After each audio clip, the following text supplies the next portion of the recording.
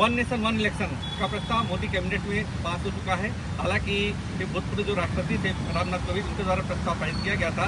आज उसके ऊपर कहीं न कहीं मोदी के कैबिनेट में मुहर लग गई है। हालांकि ये अभी लोकसभा में जाएगा, उसके ऊपर चर्चा विचारणा होगी, विपक्ष के ऊपर आवाज़ उठाएंगे, इसके बाद राज्यसभा में जा करके और राष्ट्रपति की मंजूरी से ये कहीं न कहीं एक कानून बन जाएगा।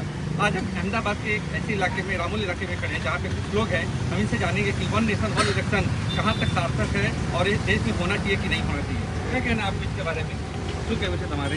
આપણા ભવ્ય અને સારા પ્રેમાળ વડાપ્રધાન શ્રી નરેન્દ્રભાઈ મોદી જે દેશ માટે ખૂબ સારું કાર્ય કરી રહ્યા છે અને સાથે સાથે આપણા સૌનો ટાઈમ બચે, ખર્ચ પણ બચે અને દેશનું સારું પણ થાય અને ભવિષ્યમાં દેશનું સારું પણ થશે। નરેન્દ્રભાઈ આ બાબતે જે પણ પ્રયત્ન કરી રહ્યા છે એ દેશ માટે ખૂબ સારું અને ખૂબ સારું છે। શું લાગે છે તમે આ જો કે કહી શકાય અત્યારે કેટલાક રાજ્યસભાની ઇલેક્શન બી આવે છે અને એક વન નેશન 2029માં એવું પ્લાનિંગ છે કે વન નેશન વન ઇલેક્શનમાં આપણે જે છે કાર્યક્રમ આયોજિત કરી છે પોસિબલ થશે એવું લાગે છે તમને? આ ભારતીય જનતા પાર્ટીના પ્રયત્નથી લગભગ આ પોસિબલ થશે મારું એવું માનવું છે અને ગુજરાતના દરેક ભાઈઓનું પણ માનવું છે કે આ તમે જે કરી રહ્યા છો વન નેશન વન ઇલેક્શન એ ખરેખરમાં સારું છે, ગુજરાત માટે સારું છે, દેશ માટે બી સારું છે, કે સૌનો ટાઈમ બચે અને સૌનો પૈસા બી બચે અને દેશ માટે પણ ઘણું સારું થાય એમ। પણ વિપક્ષનું એવું કહેવું છે કે એ લોકશાહી માટે, આપણા લોકતંત્ર માટે કહીને ક્યાંક લોકતંત્રની ખતમ કરી, સંવિધાનની ખતમ કરી પ્લાનિંગ મોદી સરકાર દ્વારા થઈ રહી છે। શું માનું છો એમને? એ બાબતે મને જરા ખ્યાલ નથી એટલે હું આમાં કહી ના શકું। બીજું એક ભાઈ છે એમને જે વન નેશન વન ઇલેક્શનનો જે કાર્યક્રમ મોદીજી આપણે કેબિનેટ પર પ્રસ્તાવ પાડી છે, શું કહેવાય એના વિશે શું કહેશો તમે? સારું છે, દેશનો ખર્ચો બચે અને સમય બચે, પબ્લિકનો પણ સમય બચે અને દેશ માટે પણ સારું હોય। પણ પોસિબલ કેવી રીતે થશે? અત્યારે 3 રાજ્યોમાં રાજ્યસભાની ઇલેક્શન છે અને કદાચ જમ્મુ કાશ્મીરમાં ચાલે છે અને આપણે હરિયાણામાં છે, કેવી રીતે પોસિબલ થશે? 2029 સુધી એ લોકોની પ્લાનિંગ છે કે વન ઇલેક્શન કરવાની પ્લાનિંગ છે, કેવી રીતે પોસિબલ થઈ શકે? એ તો 2029માં વન ઇલેક્શન થશે ને, ત્યાં સુધીમાં તો અત્યારે જે ચાલુ સંસદ ધારાસભ્ય પણ કોઈ પણ રાજ્યમાં ઇલેક્શન થાય તો 5 વર્ષ કમ્પ્લીટ થયા પછી બીજું ઇલેક્શન આપણે ઘોષિત કરી શકીએ। પણ અત્યારે 2025માં ઇલેક્શન છે અને 26માં ઇલેક્શન છે બીજા ઘણા રાજ્યોમાં, તો આ બધાને જોઈન કરીને કેવી રીતે તમને મતલબ ઇલેક્શન પોસિબલ થઈ શકે એમ? એક વખત તો એ કરવું જ પડશે તો જ આગળ ચાલે ને, નહીં તો ચાલે કેવી રીતે? ગમે ત્યારે એક વખત બધી બધું કરવું જ પડશે, નવો ખરડો બનાવવાનો, નવો ખરડો પાસ કરી અને કાયદો લાવી અને એક જ વખત તકલીફ છે ને, પછી દર વખતે તો એક જ વાર હારે થવાની ચૂંટણી। પણ વિપક્ષનું કહેવું છે કે ક્યાં ને ક્યાંક એક આપણે લોકતંત્ર અને સંવિધાનને ખતમ કરવાની મોદી સરકારની પ્લાનિંગ છે।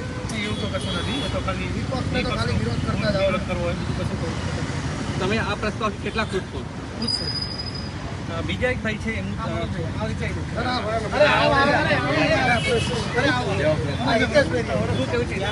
કહેવું છે આ વિશે? સારી વસ્તુ છે। ઇલેક્શન એક ટાઈમ થાય તો અમારા ટાઈમ બચે, પૈસા બચે અને આ કાલ થતું હોય તો આજ કરવું જોઈએ, હું તો એમ કહું છું। અને 12 મહિનાની રાહ નથી જોવી, આપણે આજને આજ જ કરો, આપણે મત દેવા તૈયાર છીએ। આ શક્ય થઈ શકે? હા થઈ શકે, 100% થઈ શકે। મોદી સાહેબ કરે છે ને આપણે ટેકો કરવાનો છે જોડે, વિપક્ષ તો બૂમાબૂમ કરે રાખશે, પણ ક્યાંક ને ક્યાંક વિપક્ષને પણ લઈને ચાલવું જોઈએ, ચાલવું જોઈએ 100%। મજબૂત વિપક્ષ છો તો આપણે ક્યાંક જનતાને એમનો ફાયદો થાય છે। ના, જનતા માટે જ છે ને આ બધું, જનતાએ જ સરકારને બેસાડી છે, આ જનતા માટે જ કરે છે ને સરકાર। પણ વિપક્ષ તો એમ કહે છે કે ક્યાંક ને ક્યાંક મોદી સરકાર આપણા સંવિધાનને ખતમ કરવાની પ્લાનિંગ છે, પહેલા પણ એવું થયું અને અત્યારે પણ આવી વન નેશન ઇલેક્શન લાવીને ક્યાંક ને ક્યાંક આપણા દેશને પાછા ધકેલી નાખ્યો કે બીજા રાજ્યોમાં એવું થતું નથી,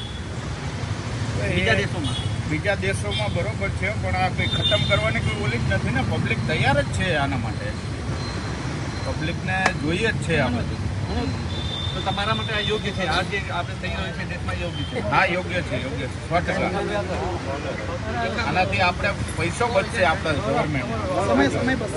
આ 12 મહિને સરકાર બદલાઈ જાય, 6 મહિને ધારાસભ્ય રિટાયર થઈ જાય કે એને સસ્પેન્ડ કરે તો ફરી વખત ચૂંટણી લાવવાનું, આ લાવવાનું, તો પૈસા પબ્લિક ના વેડફાય છે। કેમ કે 2022માં યુપીનું ઇલેક્શન થયું અને અત્યારે એમ કરીએ તો 2027માં આપણે બીજું ઇલેક્શન થાય અને પછી આપણે 2029માં પ્લાનિંગ છે મોદીજી કે આપણે વન ઇલેક્શન એ લોકસભાનું, રાજ્યસભાનું, ગ્રામ પંચાયતનું, પંચાયતનું, જિલ્લા પંચાયતનું કોઈ પણ ઇલેક્શન એક સાથે થવું તો એ સરકાર માટે પણ એક ચેલેન્જ અને ચોથી વસ્તુ એવું લાગે છે તમને? લાગે છે 29 ને પહેલા ચાલુ કરી દેવું જોઈએ, તો એનો કંઈક રસ્તો લાવશે આ લોકો. વિપક્ષ તૈયાર થશે એકબીજાને.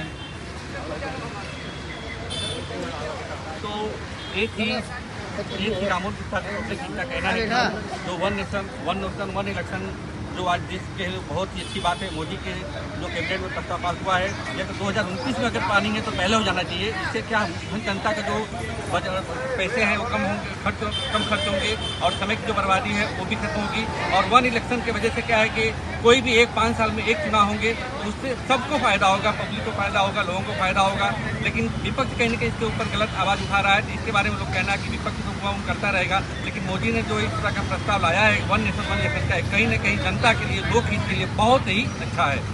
कैमरा पर्सन हर्षल पटेल के साथ में मैं प्रदीप यादव, संचार टीवी, अहमदाबाद। નરેન્દ્રભાઈ મોદી જે કોઈ નિર્ણય લાવે છે એ આપણા દેશ માટે સારો જ છે. સંવિધાનને કોઈ અસર થવાની નથી. મોદી એ તો મુમકિન છે. બસ આમ જોવા જઈએ તો દેશના આ યુવાઓનું અત્યારે સમય છે અને યુવાઓની તાકાતથી દેશ વિકાસ કરે છે અને આજે આખી દુનિયામાં ભારતનું નામ અગ્રેસર છે। એ રશિયા હોય, ચીન હોય કે અમેરિકા હોય, આજે ભારતને આંખથી આંખ મિલાઈને વાત કરી શકે છે। આ યુવાઓની આ દેશની તાકાત છે। શું કહેશો? મોદીના લીધે યુવા ક્રાંતિ બહુ થઈ ગઈ છે. યુવાનોમાં રોજગારી જોશ બધું થઈ ગયું છે. કારણ કે પહેલાં આપણે કોઈ દેશ સામે આંખ નહોતા મિલાવી શકતા, પણ અત્યારે દરેક દેશો આપણને સાથ આપે છે। યુક્રેન હોય, રશિયા હોય, તમને લાગે છે કે વારે ઘડીએ ચૂંટણી આવે છે અને વારે ઘડીએ મત આપવા જવું છે, એના કારણે મતદાન પણ ઓછું થાય છે? એના કરતાં જો એક જ ચૂંટણી હોય તો મતદાન પણ લોકો ઉત્સાહથી કરે અને બાકીનો જે સમય બચે એ દેશના વિકાસ માટે કામમાં આવે। હા, તે સારો નિર્ણય છે અને એમાં રવિવારે હોય તો બધા ફ્રી હોય ને તો મતદાને પણ જાજુ થાય। આપ ઈચ્છો છો કે દેશમાં એક જ વાર ચૂંટણી હોય, પછી એ ગુજરાત હોય કે કાશ્મીર હોય, હા, દરેકની વિધાનસભા, મામલતદાર, પંચાયત, તાલુકા પંચાયત, જિલ્લા panchayat? One nation one election સારો નિર્ણય છે। મોદી સરકારને આ ખરડાને શું આપ મંજૂરી આપશો? હા, ચોક્કસ કેવું લાગી રહ્યું છે જ્યારે આ દેશ આ તરફ આગળ વધી રહ્યો છે? સારું લાગે। મોદી આવ્યા પછી દેશનો વિકાસ સારો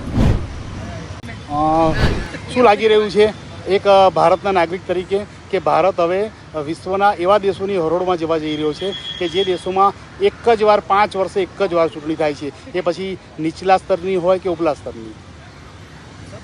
કોઈ પણ સ્તરની ચૂંટણી હોય, એક દિવસ હોય ને તો દરેક નાગરિક ટાઈમ કાઢીને જઈ શકે। 5 વર્ષમાં 25 ચૂંટણી આવે, તાલુકા પંચાયતની, જિલ્લા પંચાયતની, વિધાનસભાની, સાંસદ સભાની। એના કરતાં એક જ ઇલેક્શન આવે ને એમાં લોકોનો સમય બચે, લોકો શાંતિથી વોટિંગ કરી શકે। આજે ઓછું મતદાન થાય છે ને એ થાય નહીં, એના માટે એક જ ઇલેક્શન થાય ને એમાં લોકોને મજા આવે છે।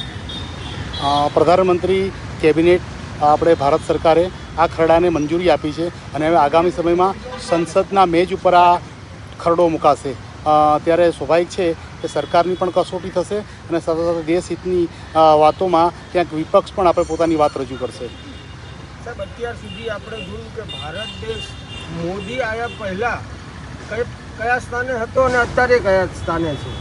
અત્યારે મોદીના હિસાબે આપણને વીટો હોય કે અમેરિકા હોય કે રશિયા હોય, યુક્રેન હોય, બ્રુનોય હોય, બધી જ જગ્યાએ આપણને શાંતિથી મોદી સાહેબને આવકારે છે। આવા વડાપ્રધાન આપણા દેશને ક્યારેય મળ્યા નથી અને ભવિષ્યમાં મળશે નહીં। તો બેટર છે કે આ એક સુવર્ણ તક છે દરેક વસ્તુને ફોલો કરવા માટે, દેશને આગળ લઈ જવા માટે। આ એક સારા પ્રધાનમંત્રી વ્યક્તિત્વ તરીકે ખૂબ સરસ છે, વિચાર સારા છે અને આપણે એને પ્રોત્સાહન આપવું ખૂબ જ જરૂરી છે।